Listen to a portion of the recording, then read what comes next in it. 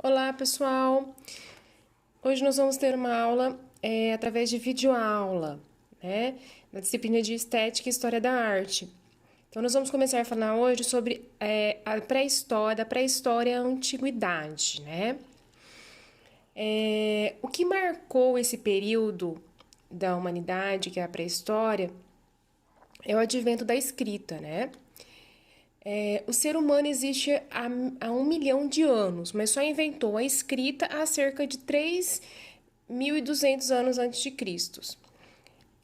Assim, a maior parte da nossa história é conhecida como pré-história. Do ponto de vista da arte, uma grande mudança acontece a partir do homem de Cro-Magnon, que viveu entre 40 mil e 10 mil anos atrás. Essa espécie tinha um grupo semi-sedentário, porque eles ficavam em acampamentos, né, em vez de cavernas. Então eles eram como se fossem nômades, eles nunca ficavam muito tempo em um lugar. Então, nesse período, foram produzidos artefatos, né, funcionais. Começou a apresentar imagens, tornando possível a produção de manifestações que hoje compreendemos como arte, né? A gente já falou sobre isso, sobre essa questão da arte em sala de aula. É tudo aquilo que produz sentimento, aquelas manifestações que a gente tem de determinada comunidade, né? Nessa época também surgiu a escultura de Vênus, uma das mais antigas estatuetas, da época paleolítica, né? O que ela representava? Ela representava uma imagem de uma mulher com seios enormes, ventre protuberante e vulva em destaque. Ela representava o ser feminino. Era isso que ela representava, né? Então, a questão da mulher, ela vem desde aí dessa época para representar a mulher, né? Para fazer essa representação. A Revolução Neolítica. A Revolução Neolítica ocorreu cerca de 12 mil a 10 mil anos atrás. Nela foi desenvolvida a agricultura, pecuária. Essa nova forma de vida fez crescer a capacidade de pensar, de maneira que o homem pôde ampliar suas técnicas, e dentro desse contexto surgiu a cerâmica. A cerâmica demonstra um começo não só que preza pelo recipiente, mas que também passa a ser ornamentado por marcas feitas no barro.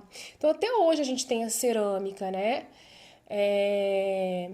Então, o que ela representa, né? Elas são marcas decorativas e que falam sobre a sensibilidade do grupo que produziu esse vaso de cerâmica, que representa, né? Ou seja, ela é uma arte, né, que nós precisamos preservar. Aqui em Mato Grosso nós temos muito, lá na São Gonçalo Beira Rio, nas casas de artesanatos, nós temos muito essa cerâmica, né? No final da Era Neolítica, há o surgimento dos monumentos megalíticos, que são formações de pedras feitas por mãos humanas, ou seja, são construções. E depois desse período, nós temos aí o período histórico da humanidade, né? Lá na Mesopotâmia, né, que surgiu a escrita. Então, esse surgimento da escrita, há cerca de 3.200 anos antes de Cristo, é denominado aí o período histórico da humanidade. O que quer dizer Mesopotâmia? Mesopotâmia significa algo como terras entre rios. Esse é o significado, né? O povo mais antigo da região, que eram os sumérios, dominou as técnicas de agricultura, irrigação e controle de fluxo de água, a ponto de criarem oásis férteis no meio do deserto. Olha só que invenção que eles fizeram, né? Algo que poderia ser até impossível, mas que eles conseguiram fazer no meio do deserto. Lá na Mesopotâmia, nasceram as primeiras cidades estruturadas, né? Surgindo aí o que a gente chama de urbanismo, tá? As primeiras cidades, elas foram organizadas em torno de templos, de chamados zigurates, de função religiosa e administrativa. Existiam degraus nos zigurates, né? Então eles poderiam ter jardins. E os jardins mais famosos que nós temos, mais conhecidos, foram os jardins suspensos da Babilônia e inspiraram as histórias bíblicas sobre a Torre de Babel, por conta da altura, né, que eles tinham um espaço para o divino, tendo um espaço divino para em seu topo. Por isso que a gente vê aqueles zigurates, né, que existem. Com a capacidade de vitrar, de ter vidros, né, na sua arquitetura e tudo mais, veio também o uso de cores.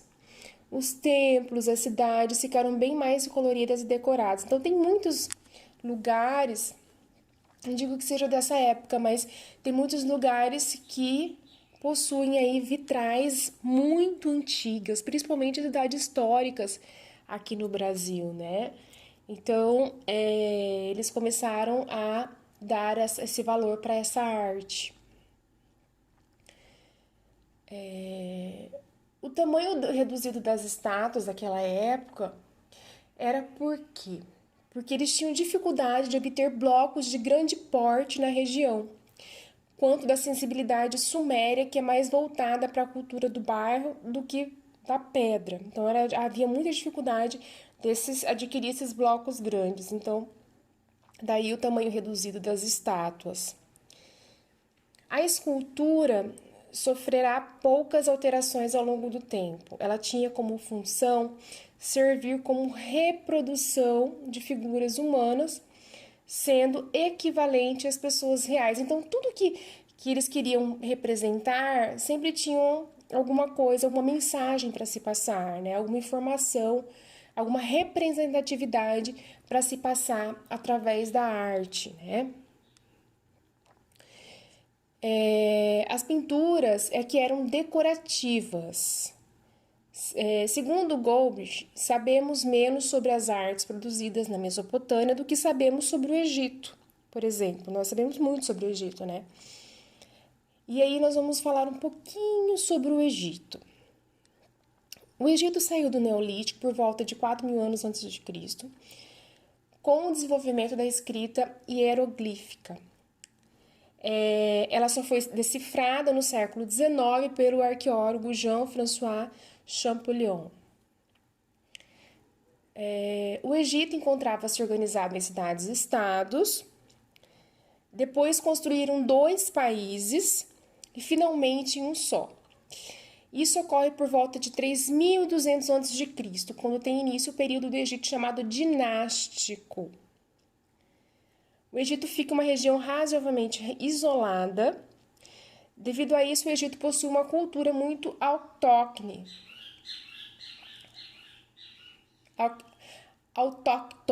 com poucas influências estrangeiras. Então, por ser muito isolado, as influências estrangeiras não existiam aí nessa época, né? Como é que era a arte no Egito? Ela é voltada aos aspectos religiosos e o estado faraônico. A arquitetura ela tem aí a sua importância, servindo para construir monumentos funerários, como a gente sabe, como as pirâmides, né, que existem até hoje, que eram feitas para serem moradas eternas do faraó. Então, até hoje nós temos essas pirâmides, né? Dentro delas existem pinturas, inscrições e o corpo preservado do seu morador, a múmia. A construção monumental revela e ostenta o tamanho do poder dos dirigentes deuses sobre o Egito. Então, quanto maior a estrutura, mais poder tinha esses faraós, né? Sendo a escultura, né, alcançou um notável grau técnico, sendo utilizada como decoração de templos e túmulos, tá? Bom, por hoje é só, né? Ficamos por aqui. Eu gostaria muito que vocês estudassem, que vocês fizessem as atividades do portal, tá? Assim que a gente retornar, a gente volta à nossa programação normal, mas eu gostaria muito que vocês fizessem a atividade do portal. E vou deixar um recadinho para vocês aí, escrito sobre a atividade que eu deixei na aula passada, tá? Um abraço a todos e bons estudos.